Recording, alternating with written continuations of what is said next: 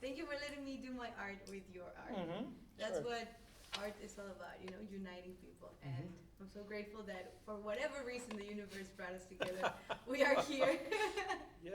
Well, thank you too. Thank you. Muchas gracias. De nada. Well, we're going to start with the boring questions, the ones Yeah. that everyone does. But I try to make them a bit fun. All right. What is it that fascinates you most about art? Well, what fascinates me most about art is that it's a language. And it's a language that doesn't matter from what culture, what time. Anyone can read the language of art if it's like in shapes and form. And I'm quite driven to create my own language with art. I think that's the best reason I can imagine why I became an artist, why I chose this challenging path. What are 3 words that can best describe your art? The 3 words that can describe my art the best: powerful, mysterious, and maybe cultural. You said you were also inspired by Picasso, which we have in this other painting of the Toro. Yeah. So I would like to know which of Picasso's faces or which of Picasso's paintings, pieces, masterpieces, do you find the most meaningful towards your status as an artist? All right. Beautiful question. What has been very inspiring to me to become an artist also is that when I was young, my parents had a couple of prints from Picasso. And there's this print where there's the lady with the strange formed shape head, the face, and in the kind of, she also reflects the moon in it. And then there's,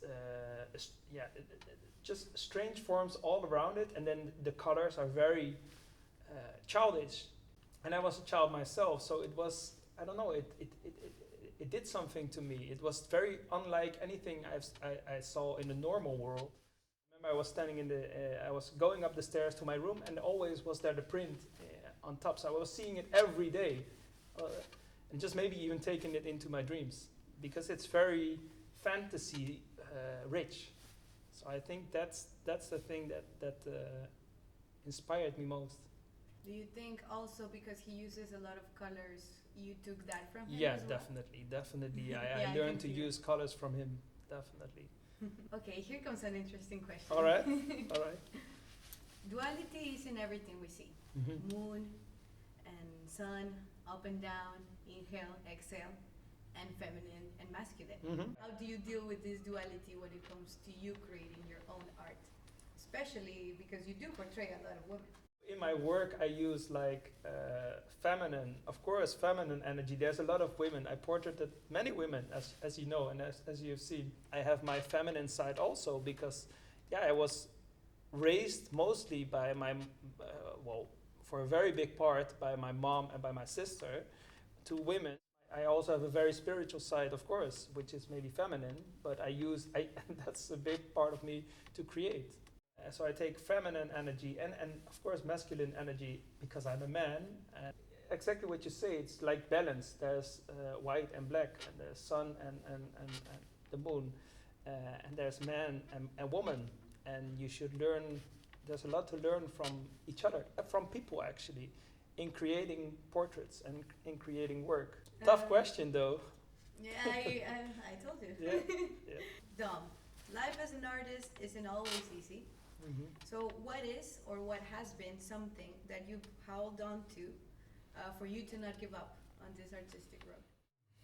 Yeah, creating my own language and sharing it with people from all over the world. I think putting my work online and seeing a message from someone in, for example, Chile, saying that they really like my work and that it made their day. For example, the kind of comments that I got, that really keeps me going.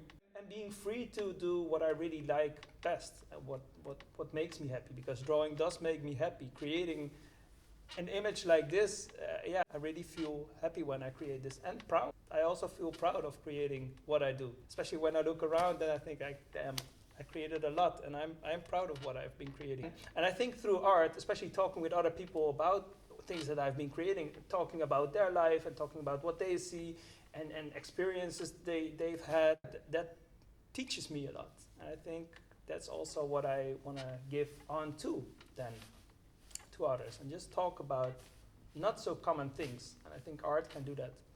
Yeah, art can open space for many not common, not traditional conversation.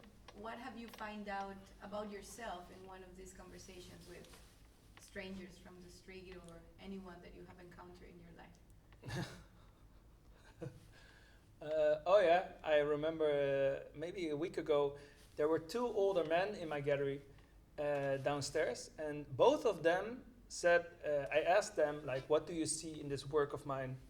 It's called Aquiles. And I created it without even knowing what I was going to create. And eventually there was created a kind of man wearing a shoe in his left foot, and then a kind of monstrous leg in the other leg, and then with an enormous foot. And then both of them said, well, we see man being civilized in one way, and then being a monster or very animal-like in the other. So there's, if you talk about the balance, you just ask feminine and masculine, but there's also, we try to be sophisticated and intelligent and try to put ourselves out as whatever we want, but eventually we're also just animals. So probably that was like a bit of a self-portrait. So the funny thing is, both the men that they talked about the same, very same thing in that work. It's so funny how people really can become our mirrors, you know? You Yeah. don't even notice it. Yeah. Or maybe you don't dare to tell you certain stuff. Mm-hmm. But when someone else from the outside says it, Yeah. it becomes true. And you realize that only through other people's eyes you can allow yourself to see Yeah. that part of yourself. Yeah, and I think that's the nice thing also about Holland, because we're quite direct. I think in other countries they would think something of you, but if they're afraid they're gonna hurt you a little bit, they're not gonna tell you. And in Holland, they don't care. Well, of course they care a bit, but they're not afraid of hurting you a little bit. And I think that's a good thing. I think I can only learn from people if they just tell me honestly what they think about my work. If it's positive or negative, I don't care. Just be honest and just say what you see. And that's also the fun thing with kids. They're always honest. They always tell exactly what they see, and they're not afraid to express their feelings. And many adults, they are afraid. They say, I didn't go to school for art, and I don't know so much about it, or I didn't. They're too polite. They should find their monstrous side a bit more animal side. I can see that your art has evolved from drawings to canvas to digital art. Mm-hmm. So what's the next step? Well, I think the next step would be virtual reality, creating things in virtual reality, and then have it printed by 3D. After that, we're gonna design things for in space. No, just joking.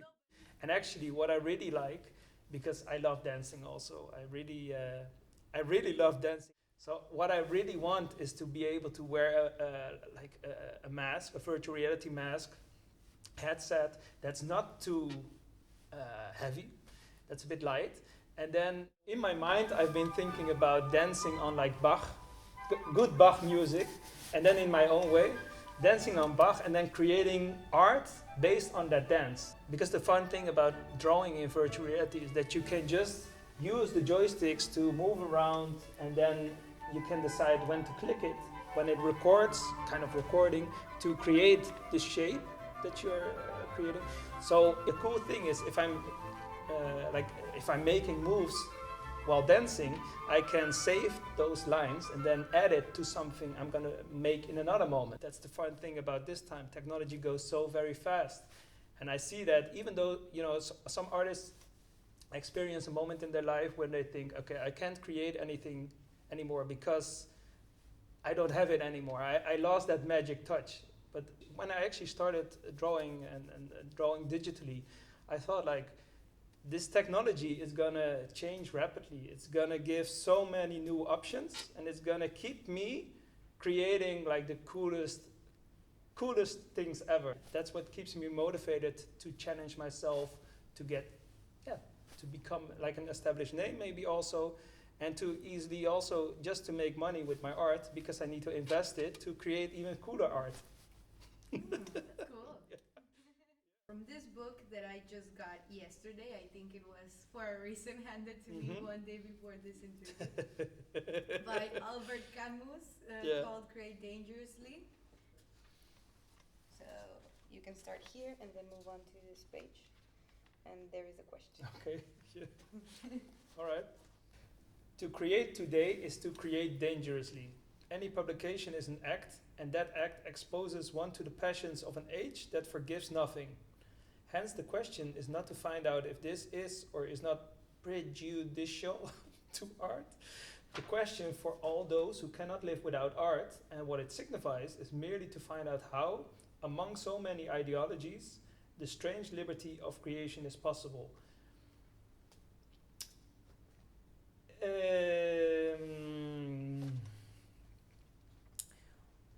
Well, you shouldn't think about it too much. I think that's the answer to many things. Don't think about it too much, and that's maybe even more important. Be able to handle criticism. Criticism comes in everyone's life, and be able to deal with failure. I think is very important. And don't focus too much on the critics, or don't focus too much on the negative, because there's always gonna be people who's gonna be negative about you or your work or your girlfriend or whatever. Even the biggest artist, like Picasso, there's so many people who say, I don't like Picasso at all. I think it's childish and it's shitty work. So there's never gonna be a moment when there's only positive feedback on your work. Doesn't matter with what. So I think I like the title also very much. Create dangerously, but also create free, and not. Don't think about anything, actually. That's the one cool thing that Picasso did teach me, or he did say it. He said, when I'm painting or when I'm creating, I don't think, I just create. And when I realize that I am thinking about what's it gonna be, he's gonna start over. Well, I'm not doing it. I'm just trying to finish it. But it's a good thing. Don't think too much. It's a kind of meditation, drawing and creating, and just do it for yourself mostly. What advice would you tell to the young artists who want to pursue art in any form of art like myself? What is the one advice that they can rely on? Well, the one advice I would give for young ones like you who want to be in the creative field is actually a bit alike the answer I just gave. Don't think too much. Just do it because you feel it. And if you really feel it, you can create your own kind of language. Or if you're really driven, then you'll find a way to work it out, to make your passion your job, I think. Thank you, Dan. You're welcome.